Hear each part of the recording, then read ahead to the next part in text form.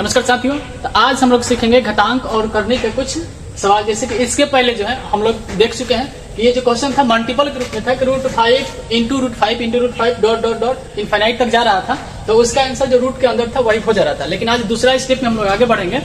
तो आज हम लोग सीखेंगे यहाँ पर कि √6 प्लस √6 डॉट डॉट इनफाइनाइट, यानी यहाँ पर बीच में देखिए कि प्लस का सिंबल है, तो प्लस के सिंबल में है, तो इसका आंसर क्या होगा और किस प्रकार से होगा हम लोग इसको जानने का प्रयास करेंगे।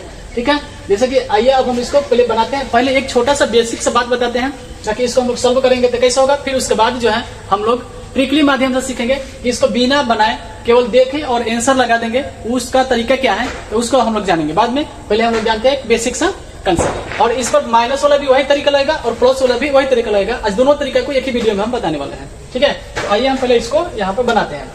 तो पहले बेसिक से कंसेप्ट चलाते हैं हम लोग। तो यहाँ पर लिखेंगे कि माना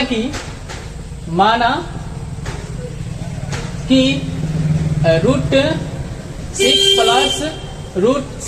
plus √6 dot dot dot infinite बराबर x। जैसे दोनों का क्या कर लेंगे हम लोग, x मान लेंगे। अब x मानने के बाद जो हम कहेंगे दोनों तरफ वर्ग करने पर, दोनों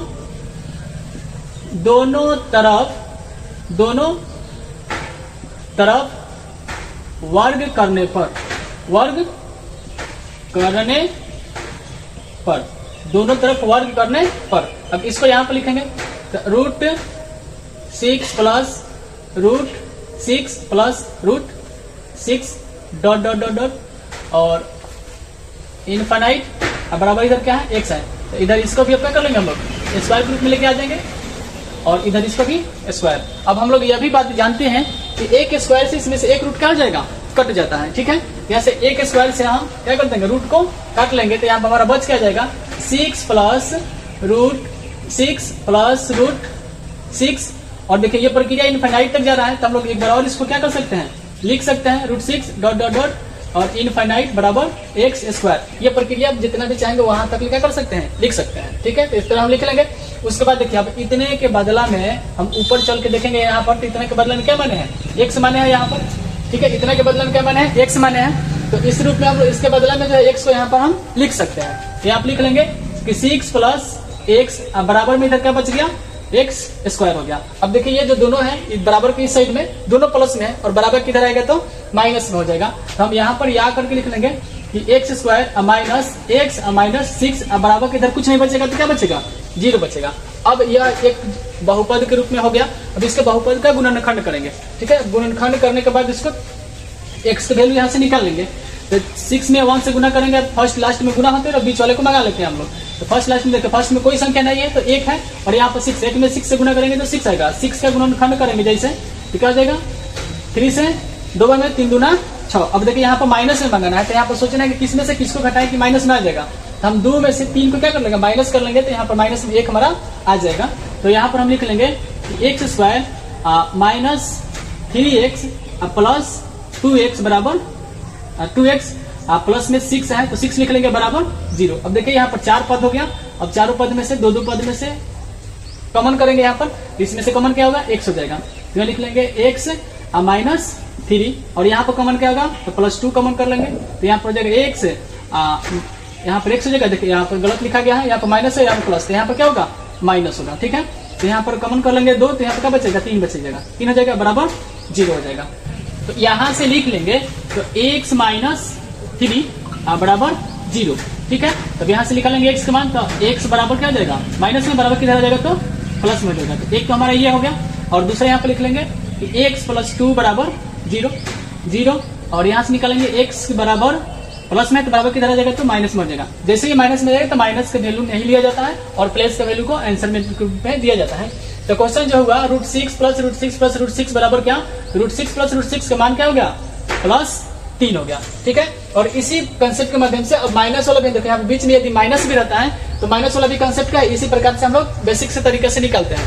ठीक है, अब हम लोग बताएंगे अब शॉर्टकट नियम से कि प्लस वाले के नियम क्या लगता है और माइनस वाले के लिए नियम क्या लगता है शॉर्टकट तरीका में, क्योंकि इसको देखें और आंसर लगाएं, क्योंकि एग्जाम में आपसे पूछेगा तो इतना तो बनाने नहीं जाएंगे क्योंकि वहां पर समय का वैल्यू होता है, तो इसलिए हम लोग शॉर्टकट अभी इसके बारे में जानेंगे। तो प्लस वाला कैसे बनेंगे और माइनस वाला कैसे बनेंगे, इसके लिए हम कुछ क्वेश्चन बोर्ड पर लिख रहे हैं। जैसे कि संख्या यहाँ पर लिखा हुआ है, ठीक है। अब देखिए ध्यान से देखेंगे तो ये प्लस में लिखा हुआ है और ये माइनस में लिखा हुआ है, और माइनस वाला का भी बेसिक तरीका वही है, उसी प्रकार से हम लोग बनाएंगे। अब यहाँ पर हम शॉर्टकट में लिखेंगे कि एग्जाम में यदि आपसे पूछ रहा है कि इस टाइप का आंसर क्या होगा, तो देखेंगे और आंसर कैसे बताएंगे, तो माइनस वाला भी और प्लस वाला भी दोनों को एक ही तरीका से बनेगा, ठीक है। बेसिक बताए थे आपको, ताकि यदि कोई पूछता है आपसे तो बताने के लिए, ठीक है।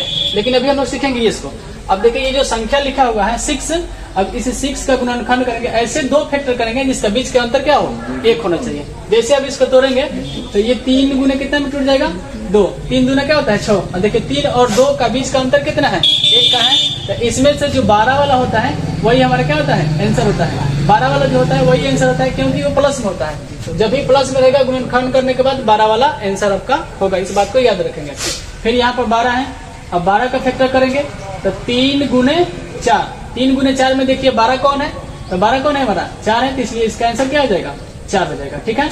और फिर यहाँ पर 20 है, अब 20 को भी तोड़ेंगे तो 20 का फैक्टर करेंगे तो कितना हो जाएगा, यानी 4 गुने 5, 4 5 के बीच का अंतर 1 का है, तो ये प्लस वाला है, इसलिए हमारा आंसर क्या हो जाएगा, इसमें से 12 वाला होगा। तो इसका आंसर क्या होगा, 5 4 और 5 से 12 कौन है, 5 12, इसलिए 5 हमारा 12 होगा।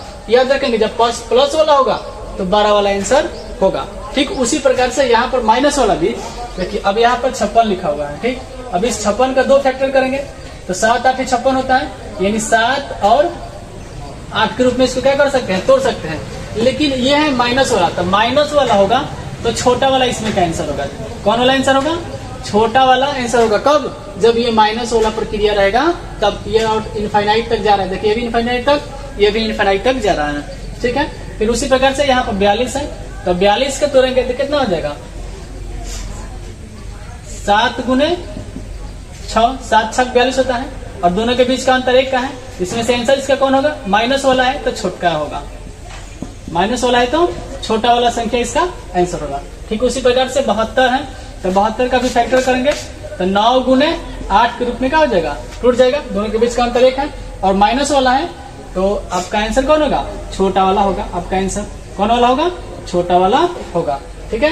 तो इसी प्रकार से हम लोग इस टाइप के क्वेश्चन को बनाते हैं। प्लस वाला में 12 वाला आंसर लेते हैं और माइनस वाला में छोटा वाला को आंसर मानते हैं फैक्टर करने के बाद। याद रखें, बढ़िया से तुलेंगे ताकि उसके बीच का अंतर क्या हो जाए, 1 हो जाए, तब जाकर ये कंसेप्ट हमारा लागू होता है। ठीक है, फिर मिलते हैं नेक्स्ट अगले वीडियो में। Thank you, best of luck.